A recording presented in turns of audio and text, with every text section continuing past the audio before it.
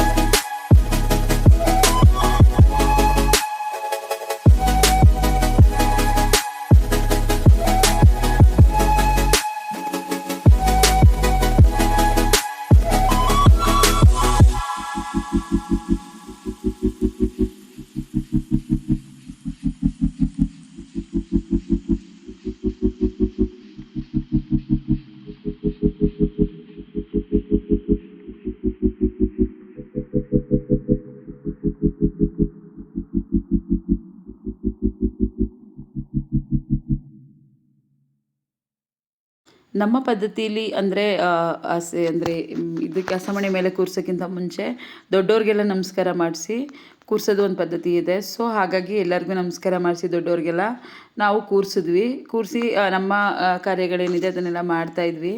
ಅದರ ನಂತರ ಹೊಪ್ಪಿಳ್ಳೆ ತೊಗೋಬೇಕು ಅಂತ ಹೇಳಿ ಮಾಡಿಸ್ತಾರೆ. ಅಂದರೆ ದೊಡ್ಡವರು ಆ ಕಡೆಯಿಂದ ಒಂದು 3 ಮೆಂಬರ್ಸ್ 2 ಮೆಂಬರ್ಸು, ಹಾಗೆ ನಮ್ಮ ಕಡೆಯಿಂದ ಒಂದು 2 ಮೆಂಬರ್ಸ್ ಈ ಥರ ಕೂರಿಸಿ ಹೊಪ್ಪಿಳ್ಳೆನ ತೊಗೊಳ್ಳೋ ಅಂಥದ್ದು ಅಂತ ಹೇಳಿ ಮಾಡ್ತಾರೆ. ಸೊ ಆ ಕಾರ್ಯನೂ ಕೂಡ ಮಾಡ್ತಾಯಿದ್ರು.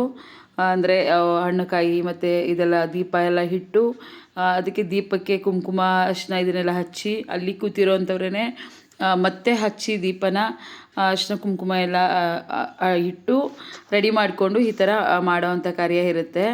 ಅಂದರೆ ಎಲೆ ಅಡಿಕೆ ಬಾಳೆಹಣ್ಣು ಅದರಲ್ಲಿ ದುಡ್ಡು ಕೂಡ ಇಟ್ಟು ಅವರಿಗೆ ಅಂದರೆ ವಿಭೂತಿ ಹಚ್ಚಿ ಮತ್ತು ಕೊಡುವಂತಹದ್ದು. ಹುಡುಗನ ಕಡೆಯವ್ರಿಗೆ ಹುಡುಗಿ ಕಡೆಯವರು, ಹುಡುಗಿ ಕಡೆಯವ್ರಿಗೆ ಹುಡುಗನ ಕಡೆಯವರು ಕೊಡುವಂಥ ಪದ್ಧತಿ ಇದೆ. ಇದು ಬಂದು ಹೊಪ್ಪಿಳ್ಳೆ ಅಂತ ಹೇಳಿ. ಅಂದರೆ ಇದೇನೆಂದರೆ ಹಿಂದೆ ವರದಕ್ಷಿಣೆ ಅದು ಮಾಡ್ತಾಯಿದ್ರು. ಈಗ ಆ ಥರ ಏನೂ ಇಲ್ಲ. ಸುಮ್ಮನೆ ಹಾಗೆ ಈ ಥರ ಇಟ್ಕೊಂಡು ಒಬ್ರಿಗೊಬ್ರು ಕೊಟ್ಕೊಂಡು ಮಾಡೋವಂಥದ್ದು. ಅಂದರೆ ಒಂದು 500 ಅಥವಾ 1000 ಈ ಥರ ಕೊಡುವಂಥದ್ದು. ಅದನ್ನು ಗ್ರಾಮಕ್ಕೆ ಕೊಡೋ ರೂಲ್ಸ್ ಇದೆ. ಸೊ ಆ ಥರ ಪದ್ಧತಿನ ಮಾಡ್ತಾಯಿದ್ರು. ಹೆಣ್ಣಿನ ಕಡೆಯಿಂದ ನಮ್ಮಪ್ಪಾಜಿ ಮತ್ತು ನಮ್ಮ ಹುಡುಗಿನ ದೊಡ್ಡಪ್ಪ ಅವರು ಕೂತ್ಕೊಂಡಿದ್ರು. ಹುಡುಗನ ಕಡೆಯಿಂದ ಹುಡುಗನ ದೊಡ್ಡಪ್ಪ ಹಾಗೂ ಮಾವ ಕೂತ್ಕೊಂಡು ಈ ಕಾರ್ಯನ ಮಾಡಿದ್ರು. ಇದೆಲ್ಲ ಒಂಥರ ಏನಂತ ಹೇಳ್ತಾರೆ ಪದ್ಧತಿ, ಅಂದರೆ ನಮ್ಮಲ್ಲಿನ ಪದ್ಧತಿ ಇದು. ಇದನ್ನೆಲ್ಲ ನಾವು ಪಾಲಿಸಲೇಬೇಕು. ಹಾಗಾಗಿ ಇದನ್ನೆಲ್ಲ ಮಾಡಿಕೊಂಡ್ರೇ ಒಪ್ಪಿಳ್ಳೆ ತೊಗೊಂಡ್ವಿ ಅಂತ ಹೇಳಿ ಅರ್ಥ. ಅಂದರೆ ಅವರು ನಮಗೆ ನಿಮಗೆ ಮದುವೆ ಮಾಡಿಕೊಡ್ತೀವಿ ಅಂತ ಹೇಳಿ ಒಪ್ಸಿದ್ರು ಅಂತ ಹೇಳಿ ಅರ್ಥ. ಸೊ ಹಾಗಾಗಿ ಅದನ್ನೆಲ್ಲ ಮಾಡಿಕೊಂಡ್ರು.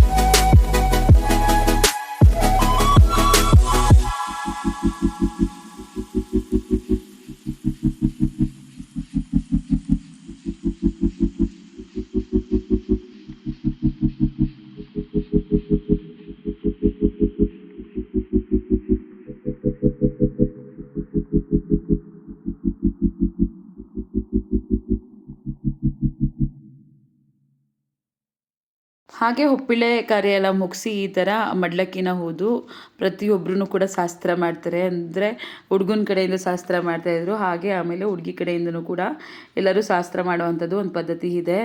ಹಾಗಾಗಿ ಪ್ರತಿಯೊಬ್ಬರೂ ಕೂಡ ಒಂದು ಶಾಸ್ತ್ರನ ಈ ಥರ ಮಾಡ್ತಾಯಿದ್ರು. ಕಳಸನ ಕೊಟ್ಟು ಮಗು ಅಂದರೆ ಏನು ನಾವು ಏನಾದರೂ ಅಂದರೆ ಎನಿ ಥಿಂಗ್ಸ್ಗಳನ್ನ ಅಲ್ಲಿರುವಂಥದ್ದು ಹಣ್ಣಿರ್ಬೋದು ಆ ಥರದ ಅವಳ ಕೈಯಲ್ಲಿ ಇಡಿಸಿ ಎಲೆ ಅಡಿಕೆ ಕೊಟ್ಟು ಅರಿಶಿನ ಕುಂಕುಮನ ಇಟ್ಟು ಈ ಥರ ಮಡ್ಲಕ್ಕಿನ ಹಾಕಿ ಮಾಡುವಂಥದ್ದು ಅಂದರೆ ಇದೊಂದು ಶಾಸ್ತ್ರ ಇದೆ ನಮ್ಮಲ್ಲಿ.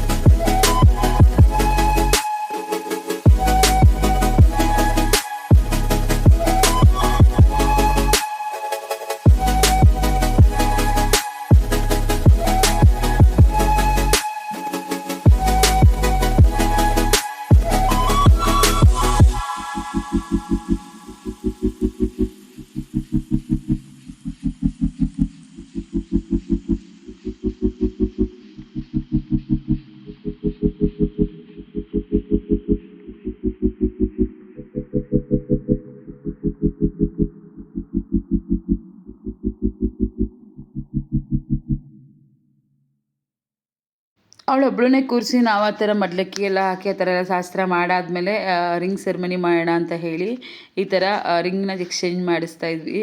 ನಮ್ಮ ಹುಡುಗ ಅಂತೂ ಫುಲ್ ನರ್ವಸ್ ಆಗಿಬಿಟ್ಟಿದ್ದ, ಅವಳು ಕೂಡ ನಮ್ಮ ಹುಡುಗಿನೂ ಕೂಡ ಫುಲ್ ನರ್ವಸ್ ಆಗಿಬಿಟ್ಟಿದ್ಲು.